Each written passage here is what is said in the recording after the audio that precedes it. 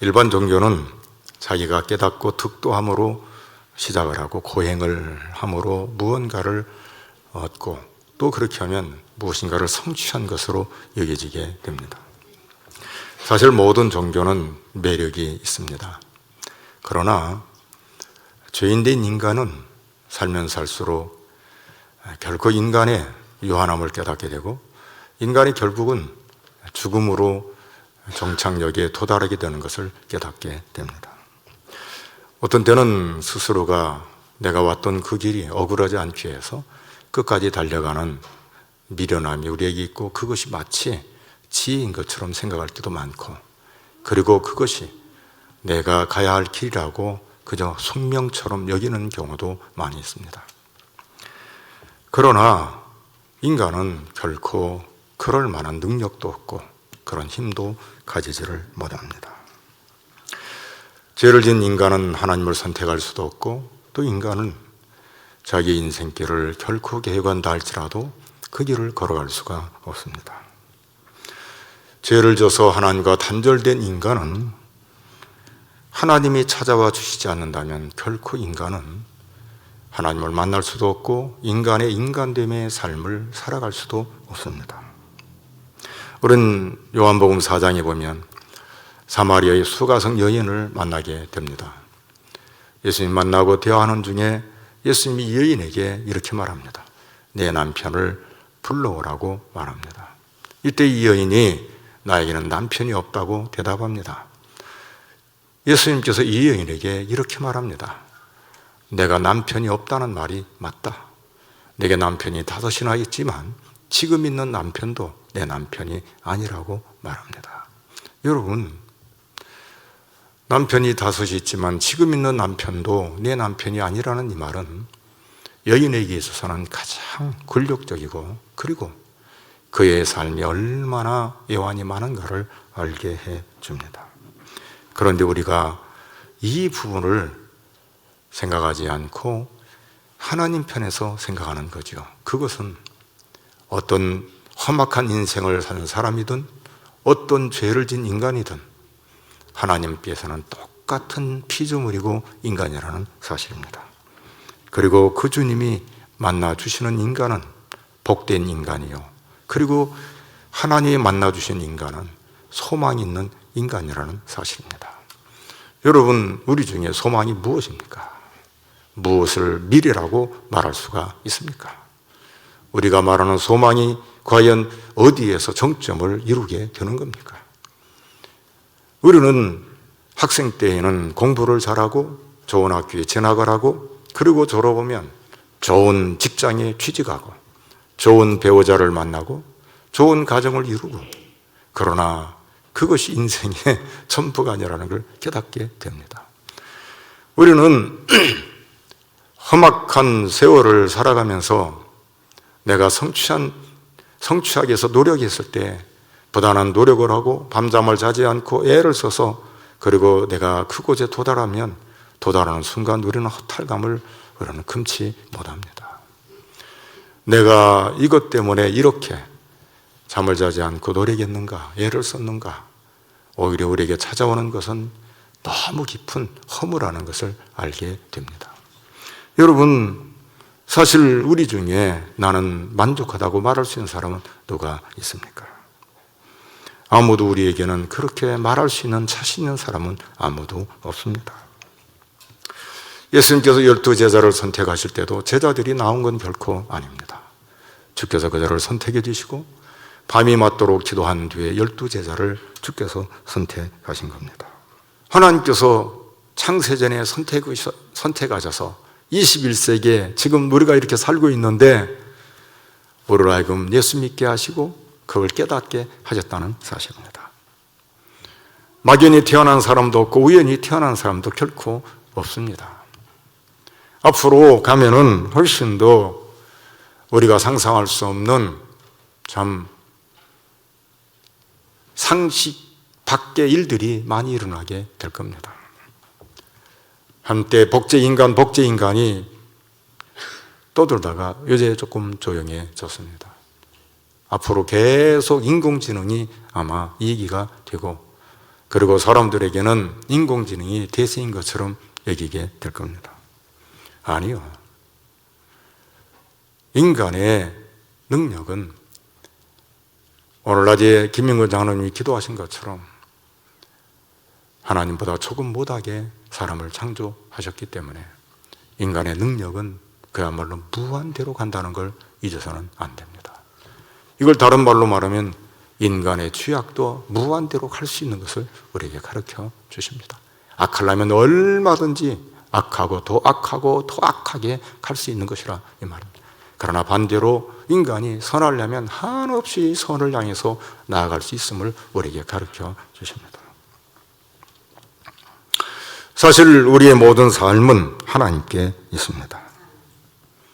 바울 사도가 오늘 우리에게 들려지는 메시지, 아니 바울의 일생을 잘 보면은 결코 그의 일생이 그에게 있지 않음을 깨닫게 되는 겁니다. 바울의 일생을 다 살펴보려면 오늘 밤 몇 시간을 해도 부족하기 때문에 어떤 한 부분만 살펴보면서 신앙이 얼마나 수동적인가를 깨닫게 될 것입니다. 바울 사도는 엄밀하게 말하면 바리새인 중에 바리새인입니다. 그는 철저하게 율법의 엄한 가말리엘 문화에서 자란 아주 탁월한 그런 인물입니다. 예수 믿는 자를 철저하게 원수로 삼고 박해와 핍박을 한 사람, 그리고 예수 믿는 사람을 옥에 가두고 스데반이 돌에 맞아 죽을 때에 옳다고 가편 찬성한 사람이 누구냐면 사도 바울입니다. 그것만이 아니라 그가 더 지독하게 예수 믿는 사람을 박해하고 핍박하고 감옥에 가두기 위해서 어디까지 가냐면 다메섹까지도 간 사람입니다. 그런데 이런 사울을 누가 만나주시냐면 우리 주님께서 만나주신다는 사실입니다. 철저하게 박해자요, 핍박자요, 그리고 진짜 예수 믿는 사람을 위협한 사람이 누구냐면 이 사울이란 젊은 청년입니다. 그런데 이런 사울을 누가 만나주셔요? 예수님께서 만나주십니다. 여러분 이 부분을 생각하면 우리는 다시 우리들 자신을 돌아봐야 되는 거예요. 나를 만나주신 분이 누구인가? 우리 주님 예수 그리스도이시라는 사실입니다. 우리는 주께서 나를 만나주시지 않았다면 결코 이 자리에 올 수가 없습니다. 진리를 깨달을 수도 없고, 그리고 우리는 믿음을 가질 수가 없습니다. 우리는 늘 고백이에요. 너희가 그 은혜로 인하여 믿음으로 말미암아 구원을 얻었나니 이것은 너희에게서 난 것이 아니요 하나님의 선물이라고. 이것을 결코 잊어서는 안 됩니다. 우리가 믿음을 가지고 신앙을 가지고 그리고 믿음의 삶을 살고 신앙의 삶을 사는 것이 하나님의 은혜로 된다는 사실입니다. 이걸 놓치는 순간 우리는 그 믿음에서 이탈해서 우리는 행할 수밖에 없습니다. 그러므로 우리는 이 땅 위에서 그냥 살아가는 사람이 결코 아니라는 걸 잊지 마십시오. 긴장해서 살아야 되고, 그리고 내가 정말 정도를 걸어가고 있는지, 하나님 편에서 나를 부르신 하나님, 나를 선택해 주신 그 하나님을 향해서 빛으로 내가 나아가고 있는지, 우리는 이런 부분들을 많이 살펴봐야 되는 겁니다. 여러분, 저는 모태신앙이지만 주께서 나를 부르시고 선택한 사실을 26살에 경험하게 됩니다. 이것은 나에게서 나오는 게 아니라 하나님의 은혜입니다. 신앙은 수동적입니다. 신앙의 주체는 내게 있는 게 아니라 하나님께 있다는 사실입니다. 그렇다면 나는 무엇을 해야 한단 말인가? 내가 할 일이 무언가? 그래서 신학에도 자유주의 신학, 모든 게 하나님께 있으니까 나는 가만히 있어도 된다. 그렇게 주장하고 말하는 사람들이 있고, 그리고 자녀들도 신앙에 대해서 관대한 사람들이 많이 있어요. 지가 결국은 예수를 믿을 것이고 믿게 될 것이고, 그런 사람 치고 망하지 않은 집안은 한 사람도 없어요. 다 망해요. 인간은 결코 그렇게 되는 건 아닙니다. 예수를 만나면, 그리고 나를 만나주신 그 주님을 만나게 되면 어떻게 되는가? 인생이 바뀌게 된다는 사실입니다. 예수의 생명이 내 안에서 역사하고, 그래서 내가 생각하는 게 아니라 주님의 생각에 맞추는 것이고, 내 주장을 하는 게 아니라 주님의 진리를 깨달아서 거기에 순응하고 나아가는 것이라 이 말입니다. 이런 부분이 오늘 한국교회에 있었고 초대교회에 있었으며, 그리고 예수를 정말 만난 모든 사람들에게 똑같이 이 부분이 있게 되는 겁니다.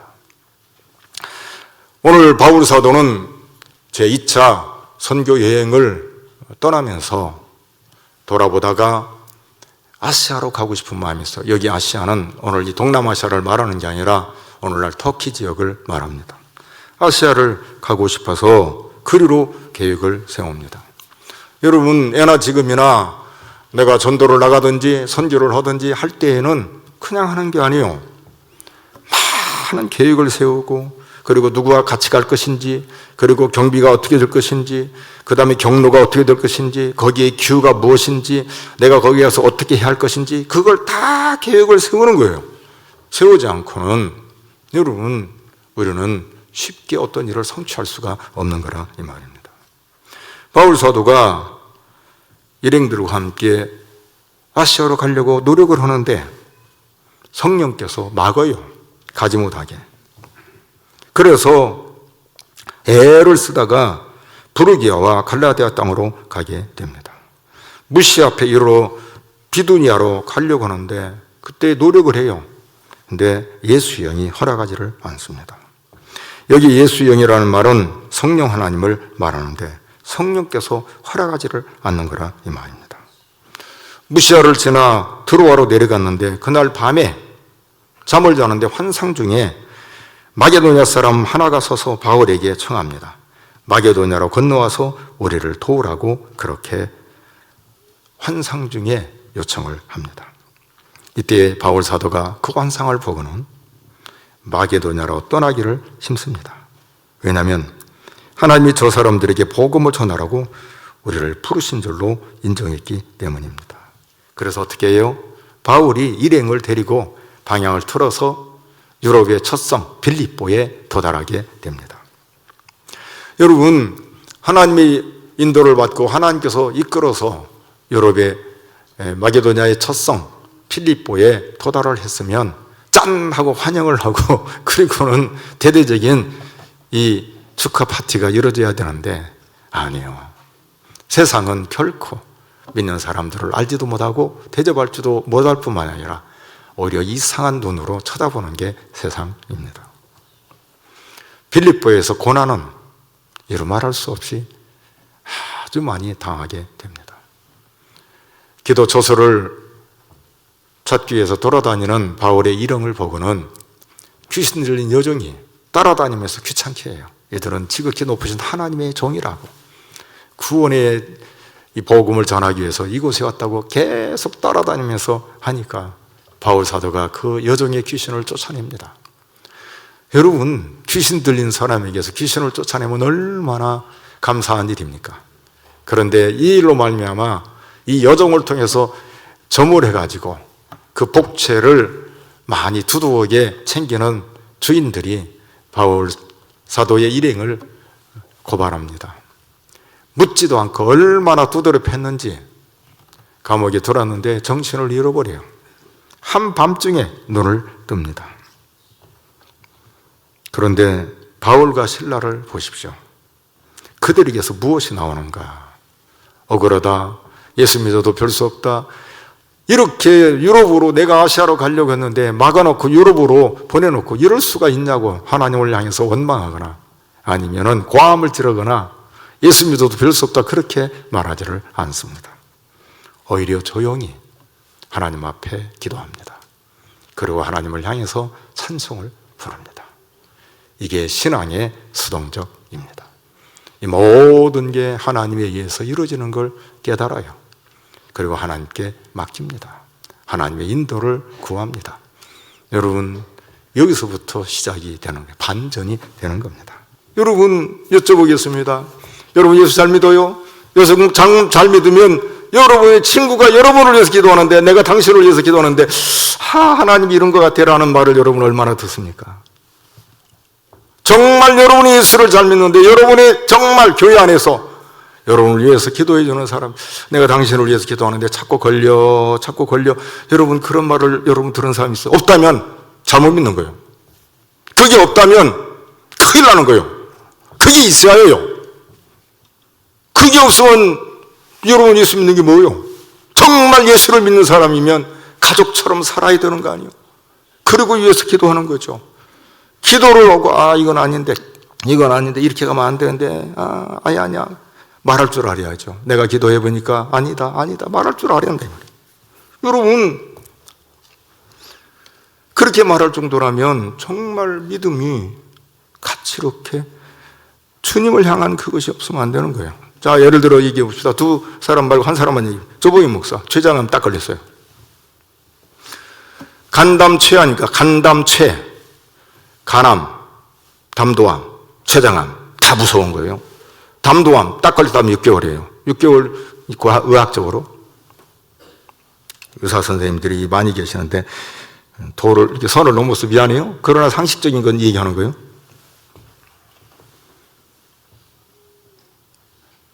저하고 조봉임 목사하고 통화할 때 뭐라고 한 줄 아세요?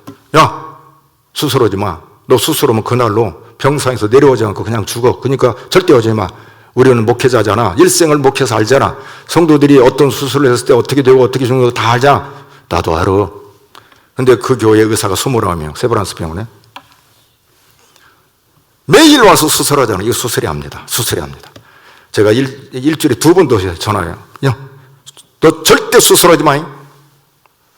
미안해요. 그래도 몇천 명 모이는 교회 담임 목사잖아요. 다. 그런데 친구잖아요. 너 절대 수술하지 마.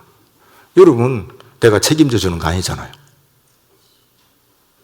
그런데 기도합니다. 이건 절대 수술하면 안 되는데.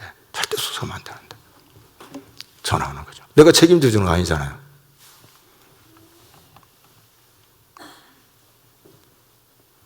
여러분, 그렇게 말할 수 있는 사람이 있어요? 수술 않고 빨리 죽어버리면 어떻게 돼요? 그러나 같이 알아요. 오랜 목회를 했기 때문에 이건 아니라는 걸 느끼고 깨닫고 불안해져. 다시 전화해요. 방금도 수술하자고 왔어 우리 교인들이. 그래서 너 절대 수술하지 마. 수술하면 안 돼.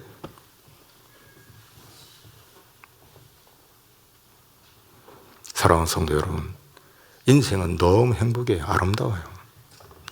예수 믿는 이 땅의 삶은 너무 아름답습니다. 우리가 해야 할 일이 많죠.